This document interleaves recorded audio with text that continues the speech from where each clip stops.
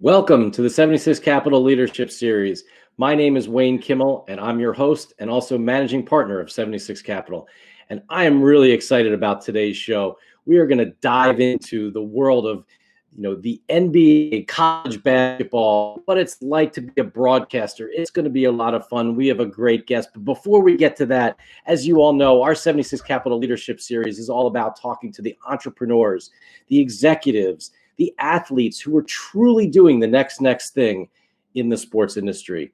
And that's what we're all about at 76 Capital, looking to hear from you, talk with you, and reach out and hear all the different things that are happening in the industry. And if you're one of those entrepreneurs, if you're one of those athletes, if you're one of those executives who's truly pushing things forward, I hope that we can connect. And you can connect with me at Wayne Kimmel on all across the social media networks that are out there. Our great producer, James Santor, is back at the station making everything happen. He's a great follow at James Santor.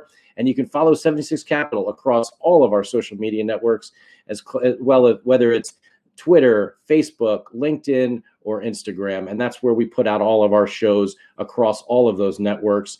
And it's really been great to talk with all of you about the things that we've been doing and seeing in this incredible sports industry today that's changing, that's evolving every single day, whether that's esports, sports betting, sports tech.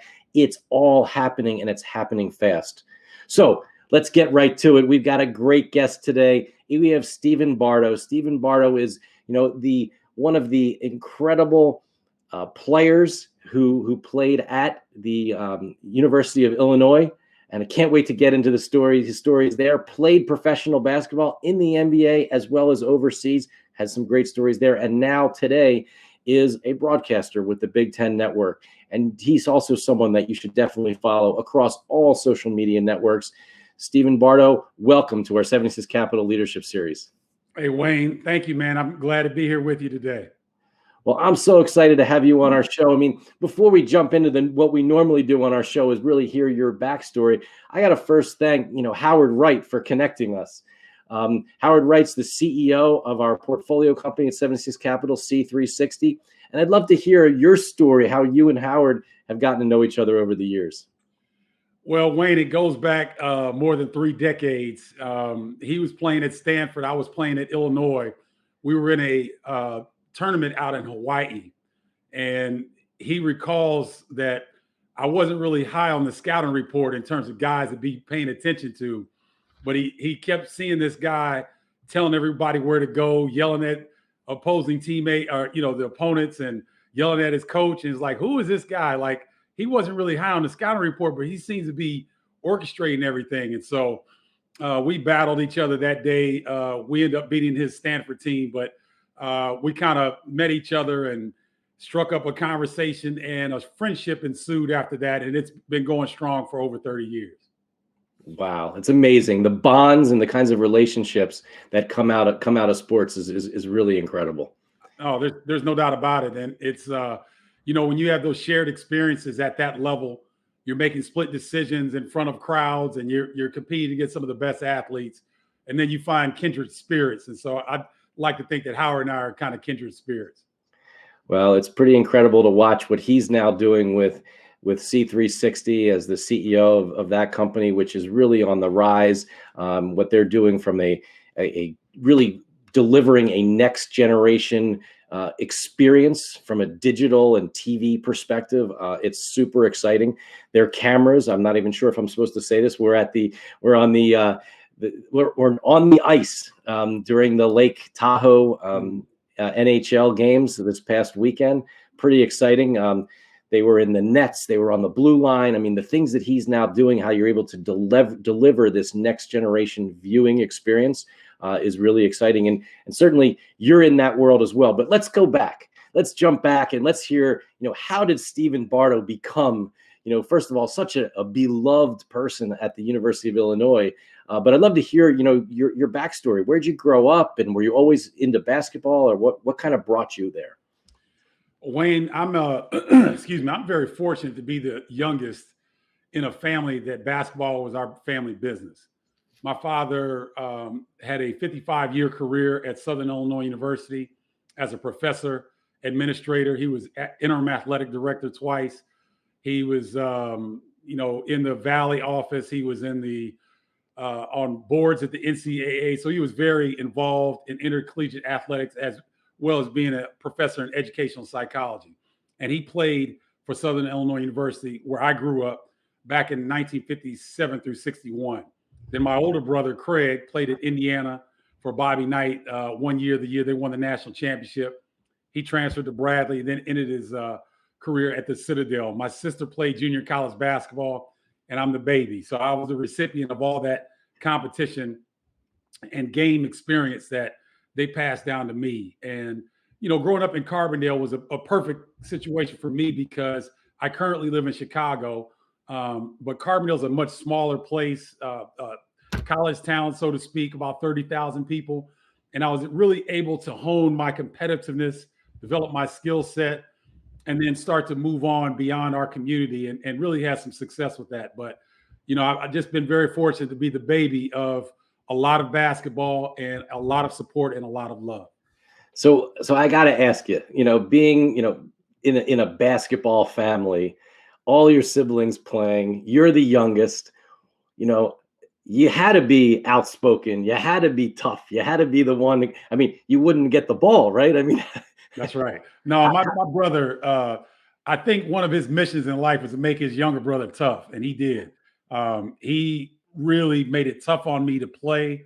Would have me crying at times. My sister would take it a little bit easier on me. She wouldn't beat me up quite as bad as my older brother, but I really give him a lot of credit for my success, not only in the basketball court, but just in life, having a tough mentality and a really tough approach to whatever I'm going to set myself up for. A lot of times, Wayne, people are ready, aim, fire. I'm ready, fire, aim. Like I get at it, and I make adjustments on the way. So I give a lot of credit to Craig, my older brother, because he set the stage for me to be have to really fight every day just to get on the court, have to really compete just to try to compete with him and try to win. And that's carried over into everything that I do. So I have to also ask, were there times when you and your siblings went out and challenged others, kind of the Bardo family versus? Oh yeah, that was a big thing. And I think Helen and Craig, both my sister and brother, took pride that once I got to a certain age that I could hold my own against older players. And so we would go and play and pick up games and stuff like that. And I could see my brother smiling a little bit. He didn't like to show a lot of emotion, but I could tell that he was smiling a couple of times when guys would come at me because I was younger, but I wouldn't back down. I'd come right back at him and hold my own. And I think he felt a sense of satisfaction with that. But the Bardo family was kind of known around Southern Illinois and the state of Illinois as being a basketball family, but one, if you put your shoes on and lace up against the Bardo, you're going to have a fight on your hands. It's going to be a tough, hard fought game. That's awesome. Well, look, we're certainly not like the Bardos, but the Kimmels we were all right in Delaware, and because of my brother Larry and my sister Michelle. And when people couldn't believe my sister Michelle out there, she'd hit him with no look passes, and people were like, what's going on here? Who is that? And they played at the next level. I didn't, but those are great things that you have to do. So after kind of growing up, mm-hmm. Did your brothers played at a number of different schools, your sister as well, right? So how did you end up at Illinois, and how did that process go?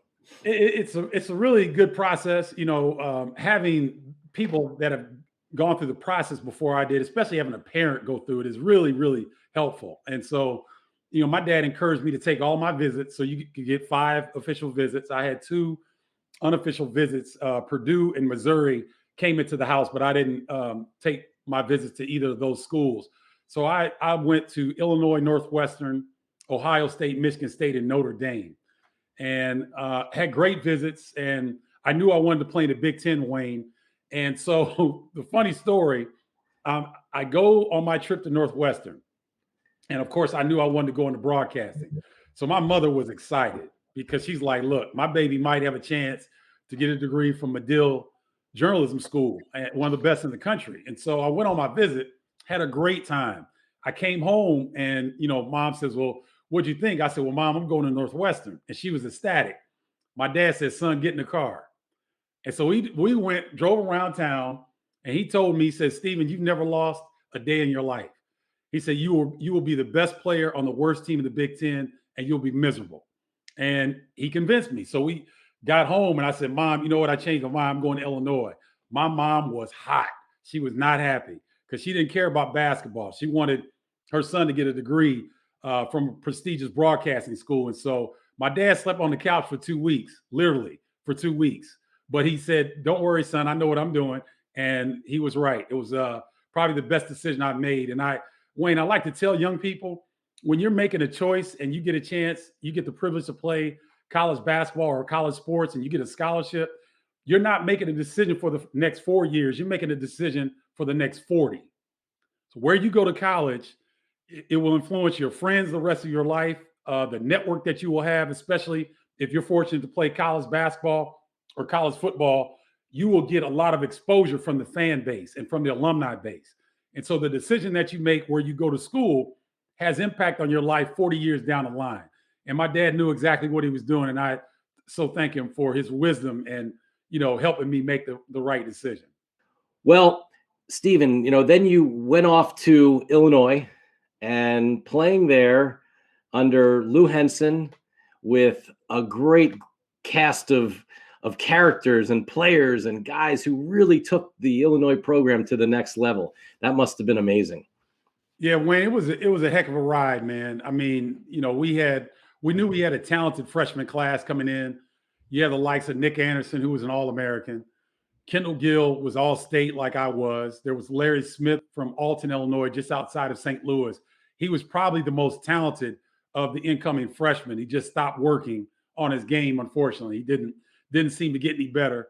So we had a large recruiting class our freshman year, and the upperclassmen were pretty good. Ken Norman was a 10, 12-year NBA vet. They knew that we had a special group. And so, first couple of years, we grew and had some tough losses. Lost to Villanova in the second round of the NCAA tournament. My sophomore year, we were up 10 points under 2 minutes and just didn't hit our free throws. And they got some Hail Marys to drop and ended up beating us. We could have easily been, Sweet 16, Elite 8 in the sophomore year. But then, every great team has a bit of adversity before they have success. And that was our adversity. Everybody stayed on campus that summer. We worked our tails off and then ended up having that magical Final Four run in 1989. Yeah, I mean, I just keep thinking back, you, Kendall Gill, Nick Anderson. I mean, that threesome. Oh my God! I mean, it was incredible to watch those years. Yeah, we were unique, Wayne, because we were all kind of the same size. I'm 6'6". Kendall and Nick were 6'5". Kenny Battle was 6'6", and Lowell Hamilton, who played the post, he was 6'7". Marcus Liberty was on that team, first guy off the bench. He was the number one high school player in the country. He was 6'8". So between 6'5" and 6'8", we would switch everything defensively, and that's what made us so good of a defensive team. And you're talking athletes. Kendall Gill ended up being a 15-year NBA vet. He was a lottery pick. Nick Anderson was a lottery pick. He was a 14-year NBA vet. Kenny Battle was a first-round draft pick to the Phoenix Suns, and he played 3 or 4 years in the NBA. I got drafted in the second round. Lowell Hamilton played overseas. Marcus was drafted in the pick after me in the second round in the 1990 NBA draft. He had some time in the NBA and overseas. So when you've got this collection of athletes all represented from the state of Illinois, we took pride in wearing that Flyin Illini jersey and represented the state to the best of our ability. And I think our team was so unique because Dick Vitale obviously named us the Flyin Illini because we averaged 89 points a game that year, set a record in dunks, and we're just a really fun team to watch. And to this day, we've left an indelible print and imprint on the game of college basketball is, in my opinion, Wayne, being the first positionless basketball team to play college basketball.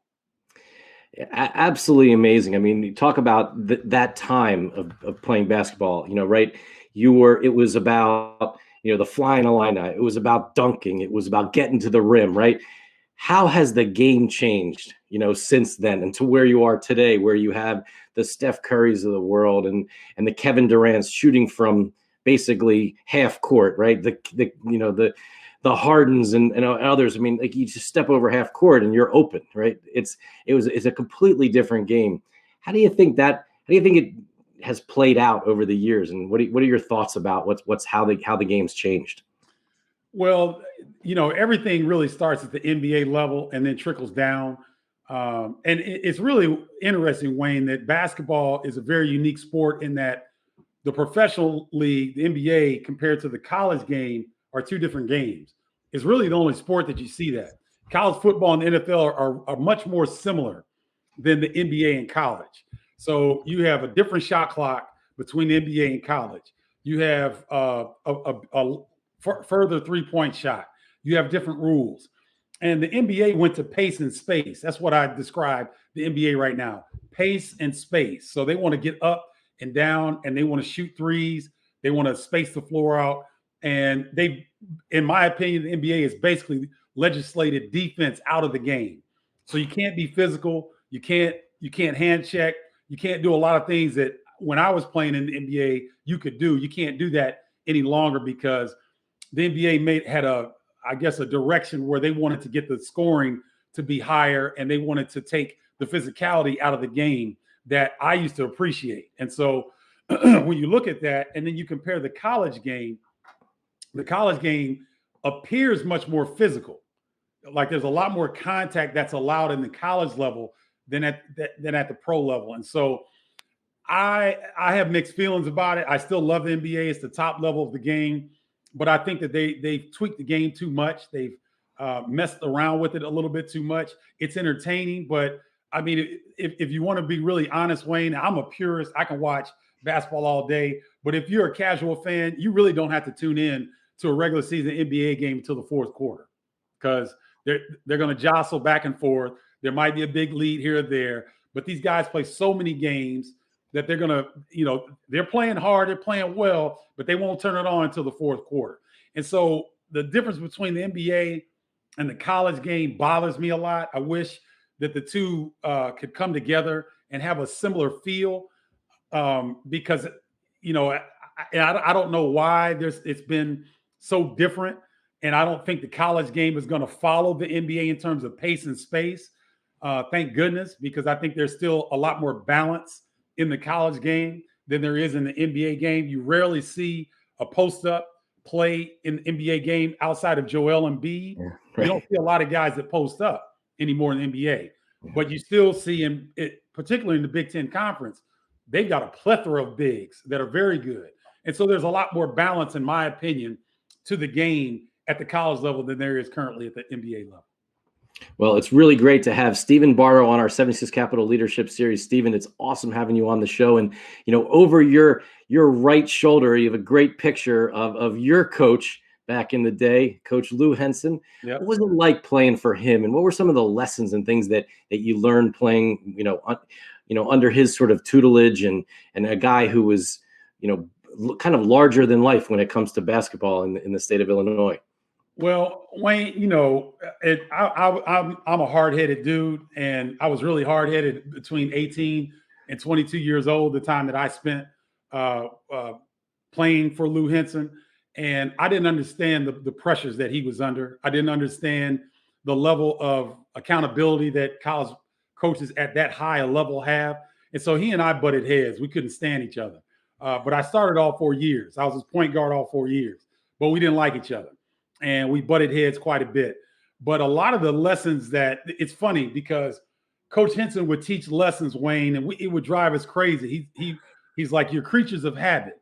You're creatures of habit." I'm like, "Man, would you shut up with that? What are you talking about?" And, he would say all these things. And then I caught myself saying it to my kids one day. And it was like, whoa, it came full circle. And the older I get, God rest Coach Henson's soul, the older I get, the smarter he becomes. And that's because I'm getting a little bit smarter and not as hard-headed. But he would always say, "You're creatures of habit." And he'd get mad at you, and he said, and his voice would raise, and he has a Southern he had a Southern twang. So he'd say, "Hey, you're not worth the salt in your bread." And he'd had these old country sayings. And it's like, what salt in your bread? What are you talking about? But he imparted a lot of discipline on us. And we were an extremely disciplined defensive team. And I was the defensive player of the year in the Big Ten. A lot of that because of the defensive schemes that Coach Henson implemented and the importance that he put on that side of the basketball when we were playing. And so there's tons of lessons, tons of things. I'll share this one with you. We're going to Hawaii for a tournament, and we're in Chicago O'Hare Airport. And I used to love to read the USA Today newspaper. I don't know why, I just loved it. And if you remember in the newspaper machines, Wayne, you could put in, a couple quarters and open it up, and you could, it was an honor system. So you take one paper and you let it close.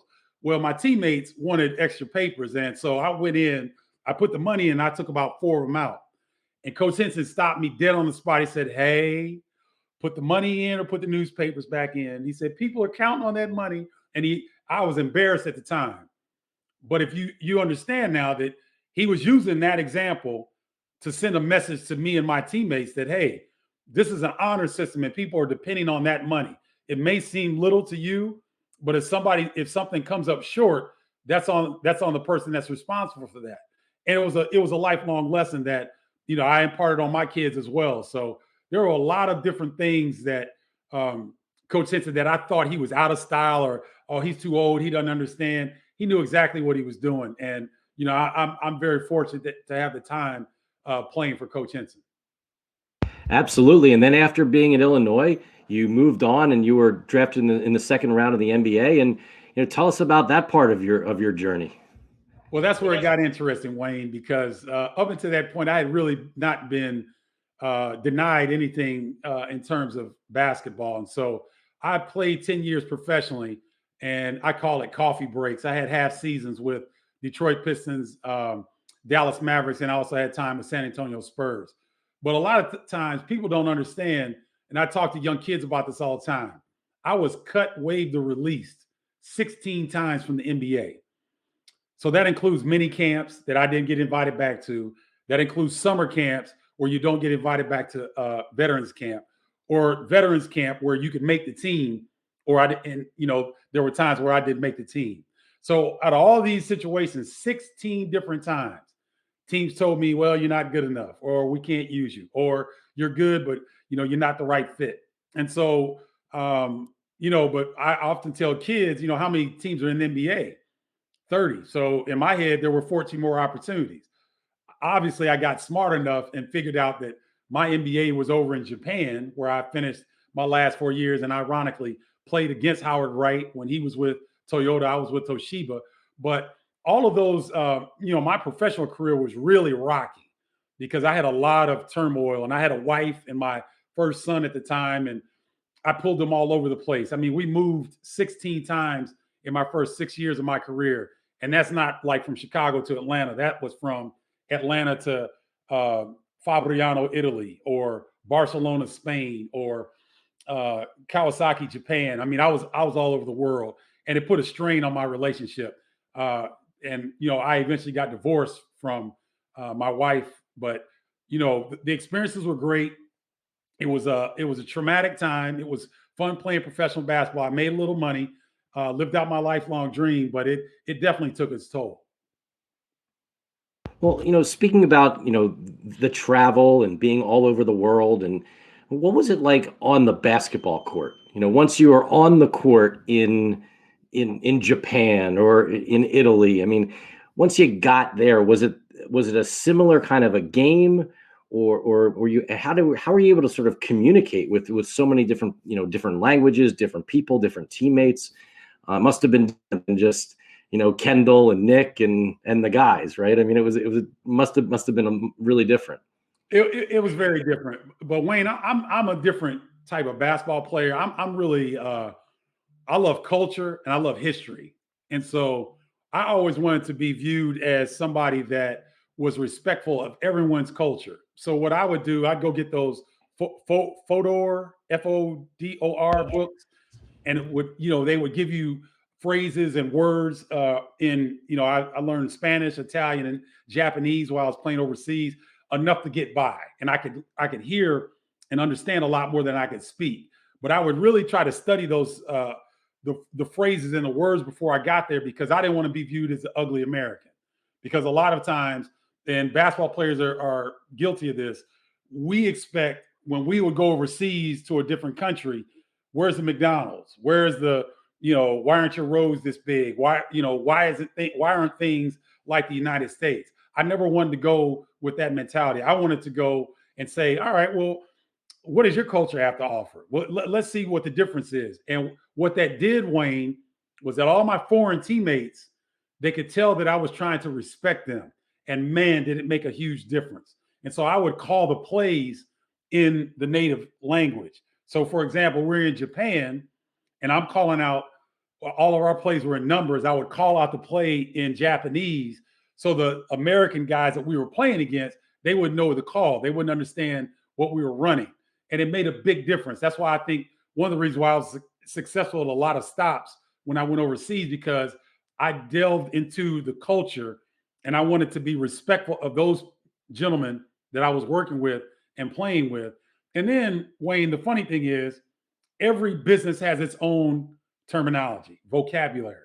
And basketball is no different. I don't care if you're in Japan or if you're in South America, you're in Africa.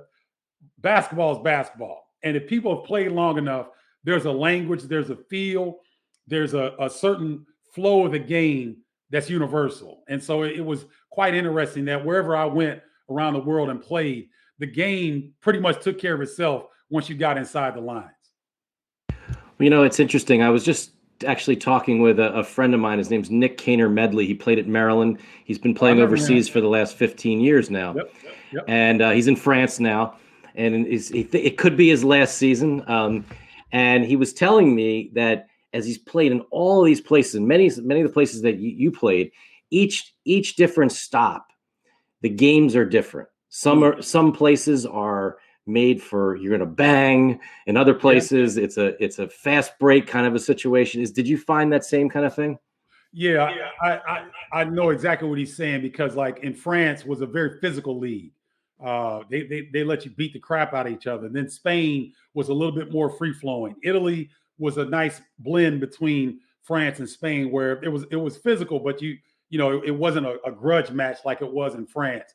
Japan was different because it was an undersized league. Howard Wright was one of the when we were there. Howard was probably the biggest guy as a post player in that league during that time that we were there. And so it was a little bit undersized.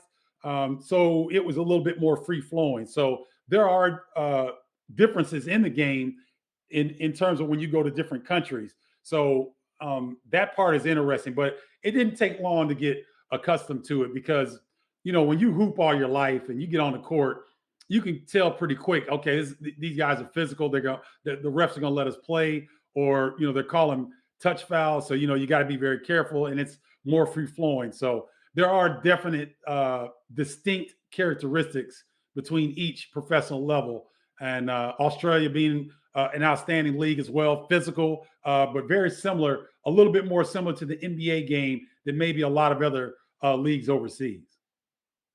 Well, you certainly have had some amazing experience, and it's really awesome having you on our 76 Capital Leadership Series. We have Stephen Bardo. And Stephen, we've got to get to the point where you are today and what you're doing. I mean, with the Big Ten Network, with Fox, with all the different things that you're doing from a social media perspective and talking about the game of basketball. And what a great, interesting time in 2021 where you're fighting Illini are they're doing pretty well in the Big Ten. So we've got a lot to talk about on this side of things. Let's kind of just jump in here. I mean, what's it been like kind of going to where you're behind the mic now and calling all these different games? It must be amazing. Oh, Wayne is wonderful. And I've been so blessed that I played on a legendary team that gave me credibility, that opened up doors for me to get into the business.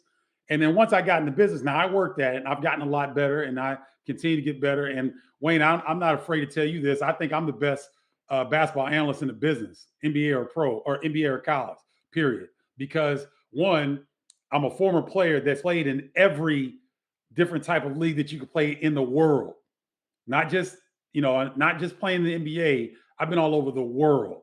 And so I've seen every type of basketball there is. I am a non-verbal communication expert. I can read energy and I can see things as they develop a lot quicker than most analysts. And so having the playing experience that I had has been just tremendously valuable to where that I can see something, I can retain it quickly, and I can spit it back out. See, that's the key thing that separates the good from the great in our business. A lot of players ex-players and commentators can see things, but can they turn it over quickly enough and say it in a way that even a casual fan can understand exactly what you mean? So I used to love John Madden. He was one of my favorite commentators ever. And Madden used to break stuff down to the point where if you didn't play football, you understood exactly what he said when he was breaking something down. That's what I like to do. I like to educate, edutainment, educate and entertain. So I like edutainment. So I want to be funny and tie in social things that are going on currently to the game, or a funny I might say something about a player's hair or their shoes or something like that, because at the end of the day, Wayne, we're entertainment. We're not covering murders or hard news. This is a basketball game, so it needs to be entertaining, but I also want to educate the viewer. Every time someone comes to a game that I'm calling, Wayne, I want them to walk away with at least something that they didn't know before that they can take with them moving forward and watching basketball, after they leave the experience that I helped to create. And so it's been a wonderful run. Illinois fans get mad at me when I call Illinois games because I'm right down the middle. They want me to lean towards the Flyin Illini during my color commentary, but I have to remind Illinois fans that I like green. I like the color green. I love the color orange and blue. That's the Illinois colors, but I love green. I like getting paid. And in order for me to get paid on television, you have to be right down the middle. I don't care if you have feelings for your alma mater or not. And I think I do a really good job of that. Well, I certainly enjoy watching you on the Big Ten Network when I get to, watch my beloved Maryland Terps, which are also kind of on the way up right now, making a run here. Yes, they are. It's really been impressive to see how tough they've been and how they've been really fighting under Turgeon this season and coming together in a way. Stephen, they're kind of built on that smaller level tough type team that you guys had back in the day as well. Yeah, they have a lot of interchangeable parts. I love their big three: Daryl Morcell, Eric Ayala, and Aaron Wiggins. I think are really starting to play some of their best basketball. And Wayne, it takes time when you're a team like Maryland, because there are not a lot of teams in college basketball that lose two pros. Sometimes you lose one and you can recover, but when you lose two pros, Anthony Cowan, he may not be in the NBA right now, but he's a pro. And obviously, Stick Smith was a lottery pick. So, Ayala, Morcell, and Wiggins, it's easy to be a complimentary player. It's hard to be the main target. And I think it took them time to come into that role, but they're really starting to hit their stride at the right time right now. Well, let's sort of also jump into some of your guys. But we don't have to be, you don't have to be completely down the middle here. Let's talk about the Illini. Where do you see them going this season? Into the Big Ten tournament coming up very soon, as well as the NCAA tournament. I think Illinois could compete for a national championship. I think they're that good. Ayo Dosunmu is the best guard in college basketball. He's in the over 100-year span history of the University of Illinois basketball program, which, by the way, Wayne, is the 11th winningest program in the country. So it's one of the top basketball programs in the country. Ayo Dosunmu's had 2 triple-doubles in the last 2 weeks. There had only been 2 triple-doubles in program history. Ayo Dosunmu has 2 in the last 2 weeks. His averages of 21 points, over 6 rebounds, over 5 assists, and shooting 40% from the 3-point line. If he keeps this up, There's been no college player since Ken Palm's statistics started in 1991. He'll be the only college player since 1991 to ever have those averages. He's having a remarkable season. He has now surpassed Luka Garza, in my opinion, as a Big Ten Player of the Year. He's also up for National Player of the Year. And then when you add Kofi Cockburn to the mix, 7 foot, 280, physical specimen freak. He's learned how to play without fouling. He's a walking double-double. He leads the country in double-doubles. Illinois has the best 1-2 combination in the country. And they have senior guards, DeMonte Williams, Trent Frazier. They have depth up front with Georgie Bashanis-Vili, Jacob Granderson. They have a tremendous freshman point guard who's going to be a pro, Andre Curbelo. He's a little wild right now, but he's a magician with the rock. They have everything that you ever want: depth, size, and they've got a guy that you can give the ball to, and he can go get you a bucket at any time. So I think Illinois, along with Michigan and along with Ohio State, if one of those three isn't cutting down the nets in Indianapolis this year, it will be a disappointing run for the Big Ten, in my opinion.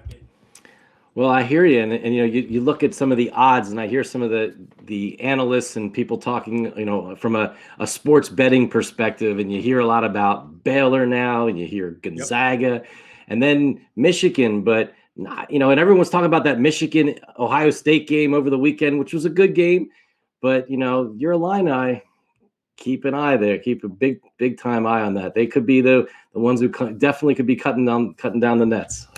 Pretty incredible, and would be really special. Certainly, look, the Big Ten, this is their opportunity. This is an opportunity this year. I agree. No doubt. No, they definitely need to do it this year if they're going to do it. So let's talk about you and your involvement from a Big Ten perspective and what goes on, with this is a crazy year, broadcasting games in a COVID situation. Mm-hmm.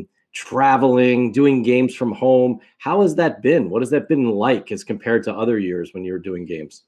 Wayne, it's been an adjustment, but I've been very fortunate because that I do a lot of stuff on my own social media platforms. And so my experience doing some of the things that I do with my show, Bardo's Breakdown, I'm used to looking into a camera in my home studio and, acting like, okay, this is a live game. And so I've called 8 games on location out of the 50 that I've done this year. I've only been on location 8 times. And so the majority of the games are called in our Big Ten headquarters, downtown Chicago. They did a really good job of taking individual dressing rooms and turning them into individual broadcast booths. So you'll have 2 big monitors. You'll have an announcer box where you can hit a button and talk back to the director without people on the air hearing it. So you have the same setup as you would have at a live event, but you're just in a room and you've got screens up and you can see all the camera shots and everything.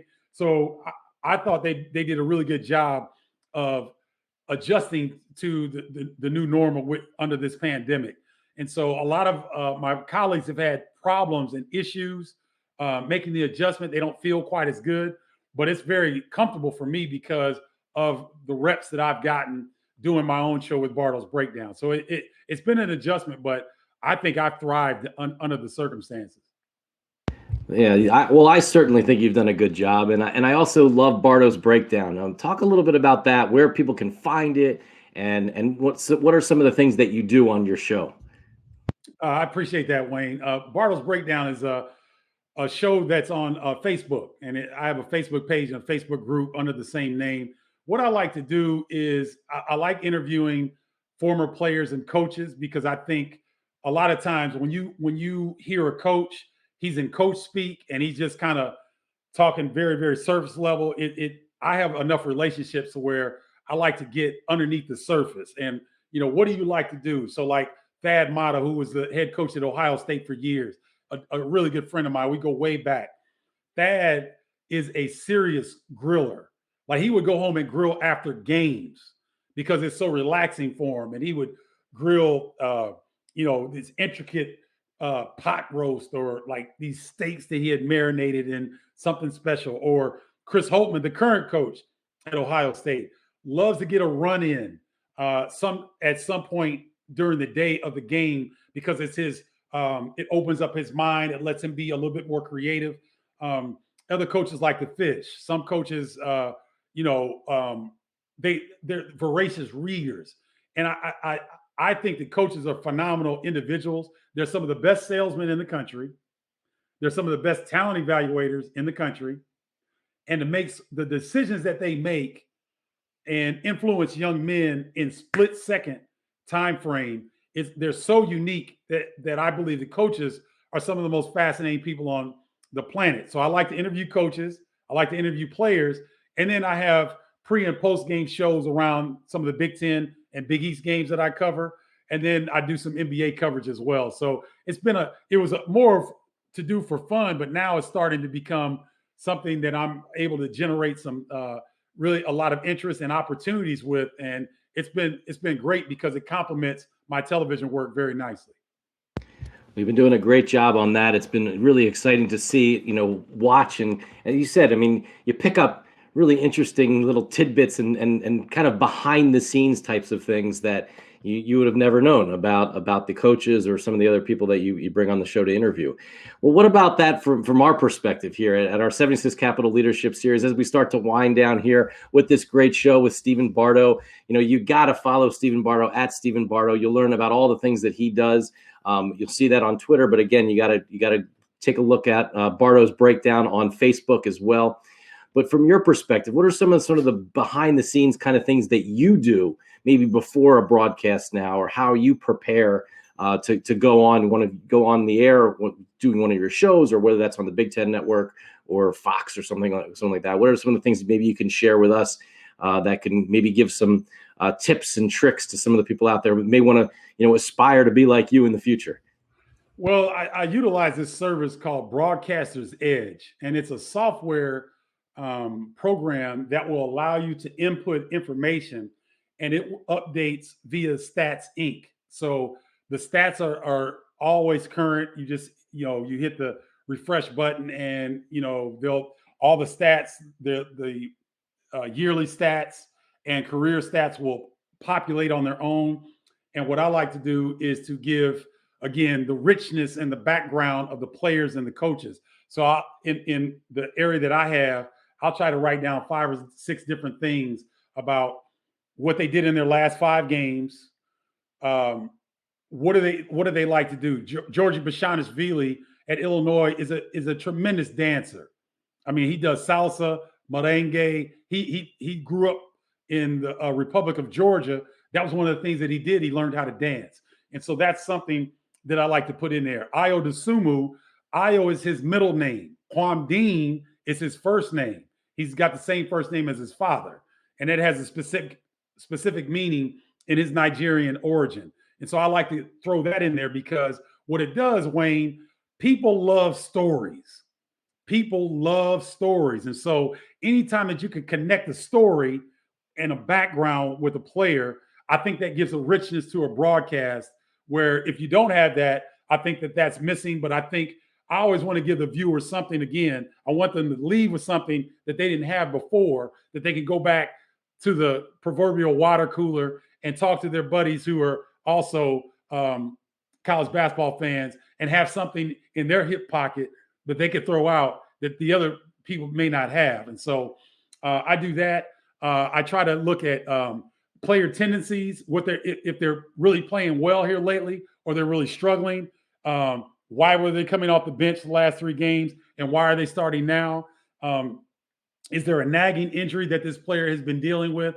All these different things I try to capture about each player and, stuff about coaches. And then I do a lot of analytics with Ken Palm. Ken Pomeroy is the guru of basketball analytics, in my opinion. So I look at his tempo-free stats and I compare national rankings and things of that. So I just try to give a really nice picture of the team and the individual players so that, fans, if they want to gamble or if they have a pool that they're in or for March Madness. I do March Madness picks. I try to help people out. And so all those different things I try to bring into my research for each game. And what happens is once the season starts, Wayne, there is no off time. Every day it's the same. You're watching games, you're getting more information, you're talking to coaches on coaches' calls before the game. So you can ask them questions and they give you insight. A lot of times I've got great relationships with coaches that they'll tell me things and they know I won't say it on the air. It's just for my background. It helps have me more prepared. And I've developed that trust with those coaches. So, things that I can share, I do share on the air, but a lot of stuff I don't. And I like to form that relationship, Wayne, because like you have a tremendous network of people that you confide in and build relationships with. And it really helps you because none of us can get anything done on our own. That's certainly true, and it's what it's all about, with us at 76 Capital and wanting to develop really good relationships with people, do the right thing, and also do something that you love. And it's certainly obvious that you've been, blessed throughout your life to do things that you love, whether that's, growing up. I love the stories of you and your siblings, playing at the University of Illinois, creating the Flyin Illini. I mean, that's amazing. Playing professionally all over the world, incredible experiences, and now staying in the game that you love and being an analyst and doing things doing things in and around college basketball and imparting really amazing knowledge to all the viewers that get the opportunity to watch you, whether that's on Bardo's Breakdown or on the Big Ten Network or on Fox. It's pretty amazing. And we're just really happy to have had the opportunity to have you on our 76 Capital Leadership Series. So, Stephen, thank you so much for joining our show. Thanks a lot for having me, Wayne. I really appreciate it. And we got to thank Howard for connecting the two of us. Howard Wright, keep up all the great work that you're doing at C360. This is going to be, hopefully a long-term relationship between us, Stephen, and we'll find ways to help each other and make this world a better place together. Everybody, thanks again for hanging in there and listening and watching to our latest 76 Capital Leadership Series. Have a great day.